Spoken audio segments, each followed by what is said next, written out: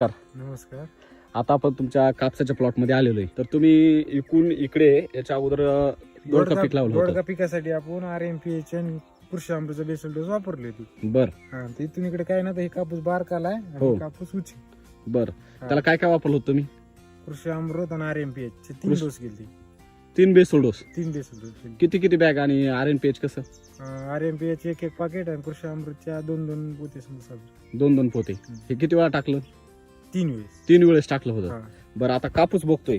आता हा कापूस आहे तुमचा. हा. इथून पलीकडे सगळा तुमचा कापूस जर पाहिला तर सगळा एकसारखा आहे, एकसारखं. बरोबर. आणि इकडे जर पाहिलं तिकडे तूट झाली भरपूर. किती आळे इथे? नाही बघा, आता शेजारी बघू, हे कापसाचं झाड बघा आणि हे कापसाचं झाड बघा. आता ह्याचं पान बघा केवढं आहे, हे बघा पान, आणि ह्याचं पान बघा केवढं आहे. काय फरक जाणवतोय का तुम्हाला? जाणवत असेल.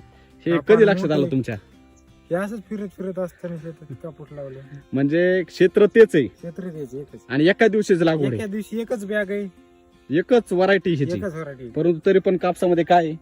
फरक आहे. फरक आहे. म्हणजे ह्या- काळुकी जास्त आहे. बरोबर आहे. पिवळापणा आहे याच्यात. याच्यात पिवळेपण आहे आणि ह्याच्यात पूर्ण काळोखी आलेली आहे, बरोबर आहे. म्हणजे एवढा तुम्हाला मातीची सुपीक झाली. माती सुपीक झाल्यामुळं जे कापसात तुम्हाला परिणाम दाखवला लगेच हा. दिसून आलाय, बरोबर. काय सांगाल तुम्ही शेतकऱ्याला? काय सॉइल चार्ज एसिड वापरायला पाहिजे. वापरायला पाहिजे. हा. म्हणजे तुम्हाला अनुभव आला इकडे अनुभव आहे. कापसाला. इकडून इकडं एकदम चांगला कापूस आहे आणि तोच इकडं बॅग असून इकडं बारीक बारीक बारीक बारीक आहे. ओके, धन्यवाद.